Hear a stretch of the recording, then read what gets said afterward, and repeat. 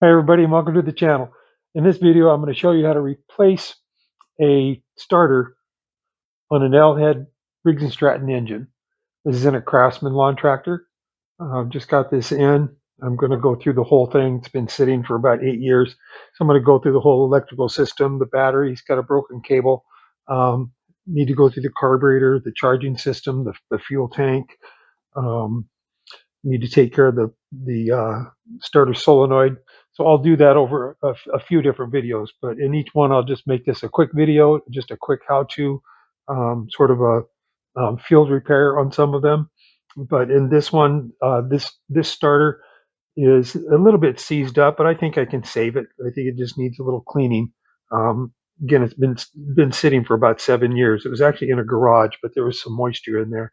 So I think I can just clean it up and use some brake clean and some PB blaster and some air.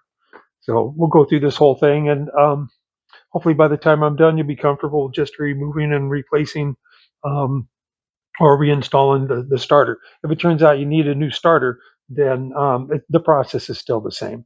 Okay, so I'll just get right to it. First of all, we want to start with disconnecting the battery cable, and that's under the seat on this one here. So they're either under the seat, under here, or behind the fuel tank, or the fuel tank is back there, and then the battery will be here. So what we'll do then is this one has a broken battery cable, so we're not even going to mess with that. Okay, we'll just leave that alone, and then we're going to repair that in a different video. So we'll just assume that we've disconnected the battery, and we're going to start by disconnecting the power cable to the starter. So I'm going to throw my gloves on because it's about 30 degrees in my shop and these tools are cold. And what I'm going to do is I need a 7/16 wrench right here, and I need a 7/16 wrench for right there. Okay, so if I have a 7/16 wrench right there, let's see if can you see that okay? There we go. So we have a 7/16 wrench for right there, but we also need a 7/16 wrench for right there. Because if we don't hold that nut there, we're going to spin this post in there. We're going to just strip it out, and then we're going to need a new starter. So you need to secure this inner nut with another wrench. Problem is, most of these wrenches are too fat to fit in there. So what I've done, on almost every size wrench I have, I've actually ground them down and I've made thinner wrenches specifically for this purpose. I get into a lot of situations where I have that. So now I can just hold that secure like that, and I'm going to go counterclockwise, lefty loosey, righty tighty. So this is lefty loosey while this one's being held real tight. And then you can just back the other one off, just loosen it a little bit, put that aside, and then just take that nut off of there. And I'm just going to set it right here on this footrest on the tractor.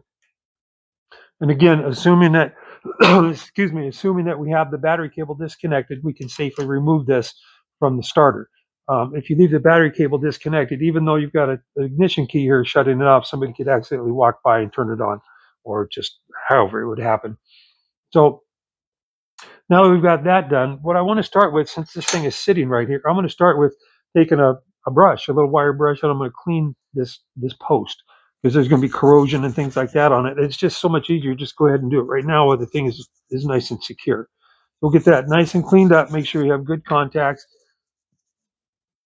Make sure we have good contacts on the battery cable.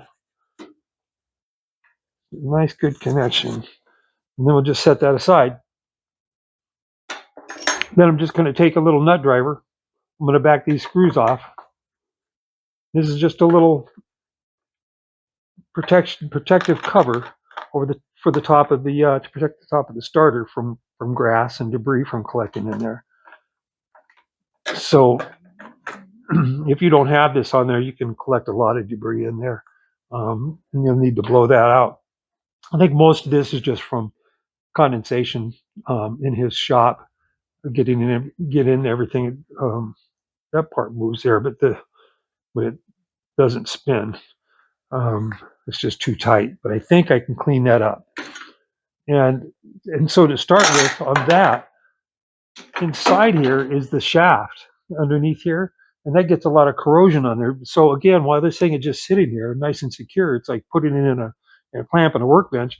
I like to just go ahead and just spray that out a little bit with some brake clean. Make sure you have your glasses on because this can get in your eyes real easy. So we're just blasting some of that stuff out of there.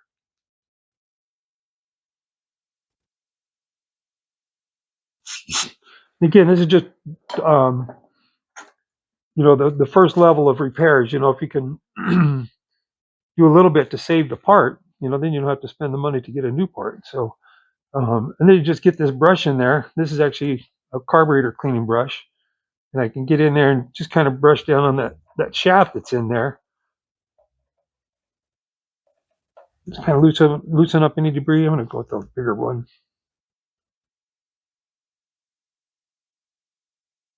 And then if it's really bad, after you get the starter off, then you can scrape a little bit with the blade of a utility knife just to loosen some of that up. And I'm going to spray that off now with a little bit of air. So watch your eyes. There you go. And then I'm going to spray it down with some of the PB Blaster, whatever you use. And then you just let that soak in a little bit. I'm going to wipe off the excess. I don't want to blow this around. It doesn't dry out very well like the brake cleaner does. So just wipe that down. All right, so this goes to your voltage or your alternator, also called the stator, and that's actually underneath the flywheel, and we're going to deal with that later. For now, we're going to focus on the starter. So now we just have two retaining nuts, one here and one here. So we're just going to back those off. We can only reach this one with a wrench because the socket won't reach in there, even if you spin it this way. It just won't get in there. We can do that on this side, but not on this side. So we'll have to do this by hand. You just get that in there. There we go. You just have to spin it a couple times. I have a ratchet wrench. Problem is with the ratchet wrench, once you get that ratcheted all the way out, the head of the bolt is right here, and then you can't get that out of there. So it's just easier to go in there with a box end wrench. You can start with an open. You can start with the box end, but eventually, like this one's thinner than the ratchet wrench though, so I might be able to get this one out of there, even if after I back it all the way out. And then you just get your fingers right behind it, one on the side of it, and you can just spin that thing. Notice so what I did here to make it easier is I've left this one tight. If I had removed that one, you could see how this would really be a bugger trying to just spin this little bolt out of there with this starter hanging there. So it's just easier if you leave that one that one tight, remove this one, and then you just use the ratchet to get the other one out. And I'll show you that in a moment. I generally don't work with gloves, but when it's cold I do, but it's hard. It's actually a little more difficult to do anything with gloves on. I'll show you the difference. I take my gloves off and just get right on there.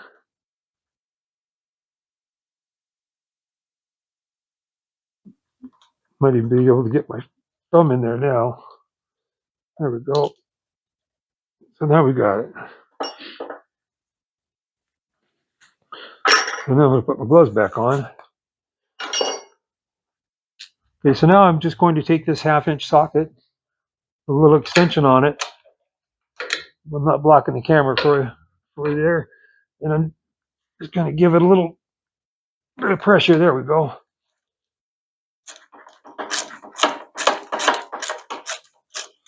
And just back that bolt all the way out until you feel the starter drop. We'll catch that bolt and put it aside. There we go. Okay. So now on the bottom, so inside, let's see, inside of there, you can see the shaft. And if I take, I have some tools right here. So if I take the screwdriver and I point right in there, so there's the shaft, so we just want to make sure that's nice and clean. It looks clean already. I took the brush to it. I don't see any debris in there now. So then what we want to do is, so there's a bearing in there, so we want to lube that again before we shut this whole thing up. But also underneath, there's another bearing. And so what happens is condensation can come down, and it just sort of lays in there on that shaft. And on the top of that shaft is basically the top of this brass bushing as well. And so it rests right on the top of that brass bushing, and it sort of just sits in there and migrates down into that bearing. So we just want to try to clean a little bit of that out with the brake cleaner, and then hit it with the penetrating oil, and then hopefully that'll get us freed up enough, then we can just work it real good and get a little bit more in there. So we'll spray that out just a little under pressure. Try not to get it in your eyes. Close your eyes. There you go. And yeah, and then I'll just let that settle in there a moment. I'm going to grab the air nozzle again. Take that starter. Spraying that out right there.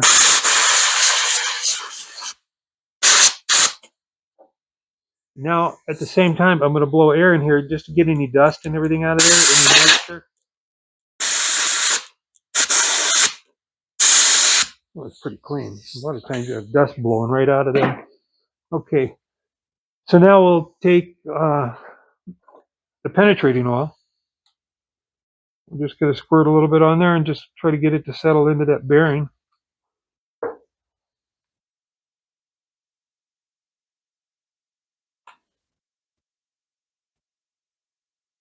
Oh, there we go. Yeah, now it's spinning. It's fine. We just there. Then you just work it. You just work it, spin it a little more.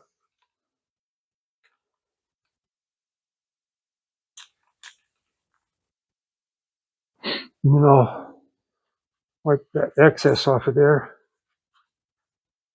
And I'll go ahead and squirt a little bit more up on that shaft.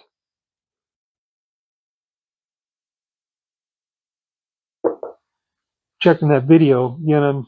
You watch my previous video. I mentioned that I'm new at this, not at the repairs. Been doing that. I'm 64 years old. Been doing this since I was 9. You know, but the video and uploading to YouTube and all that's brand new. So I keep looking at my camera thinking it's shutting off on me, and hopefully it didn't turn off. So let's see, is this thing still running? Yeah, there we go. It's shut off on me a couple times before. So anyway, so I've lubed that up in there, and then I'm just going to check this thing. I'm going to grab my I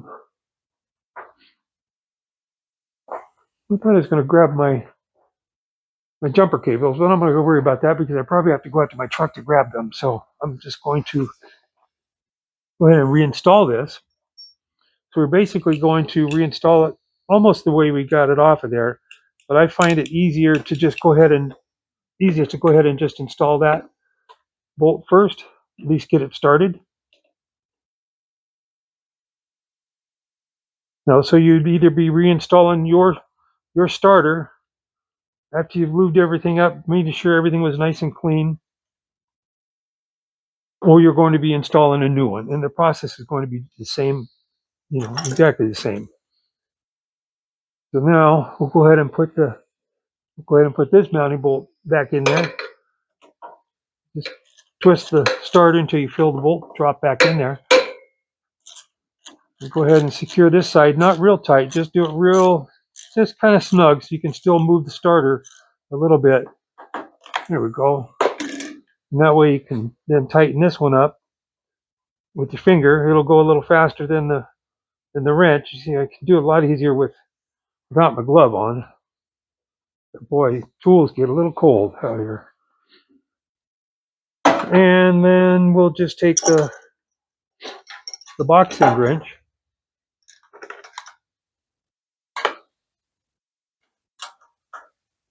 We'll use the open end. I should be able to get the box end in there though. There we go. There we go. All right, so then we'll snug that one down. Nice little secure, tight bolt on there. Tighten this one up as well. There we go. And then, so we've already cleaned this. We've cleaned this post, so those are already good to go. So we'll put this back on. So much easier if you put this on this way. So the flat part, the more flat part is this way. So it's much easier to get a wrench on there. More difficult to get a wrench on this nut if this is turned around because this gets in the way. So we'll make sure of that. And then I'll just go ahead and take my glove off again. We can put this nut on there.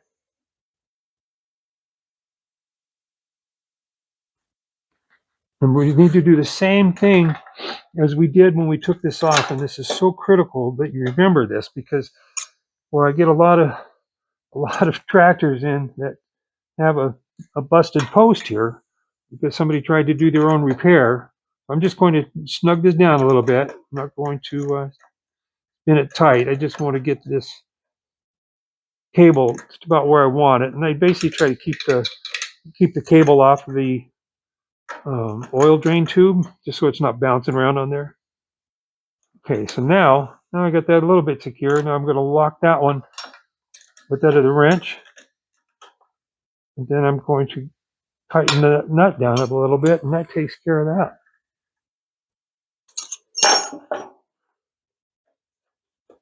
There. And then I'll see if I can get some kind of connection on the battery. Even though it's broke, let's see if that spins. There we go. The battery's dead, so pretty much dead here. So I'll have to charge that after I change the cable and all that. But anyway, so yeah, that's working great. I'm happy with that. So the next thing I'll do is I'll deal with the battery, and then I'll be able to spin this around. But then I'll deal with the carburetor, and I'll deal with the stator, which is the alternator under the flywheel, and then we'll deal with all the other stuff. Okay. I hope that helped you. Oh well, actually, let me go ahead and put this cover back on. Sometimes that can be kind of a little. It seems complicated.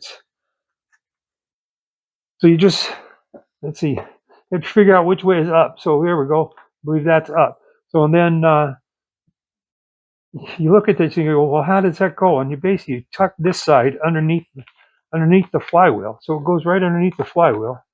And then you can put it in there. Otherwise, you're going to fight it, because once you get it over there, it's hard. You're doing all this sort of stuff. You just have to get it underneath the flywheel under here, under here, not up in here, but underneath there.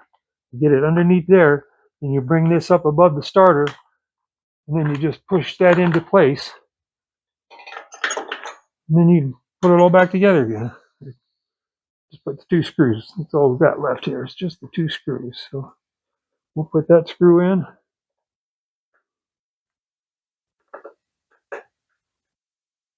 And then we'll grab the last screw. There we go. That's it. Okay, thank you. I hope this worked I hope it works for you, and that you learned how to do this. All right. Take care. Thank you.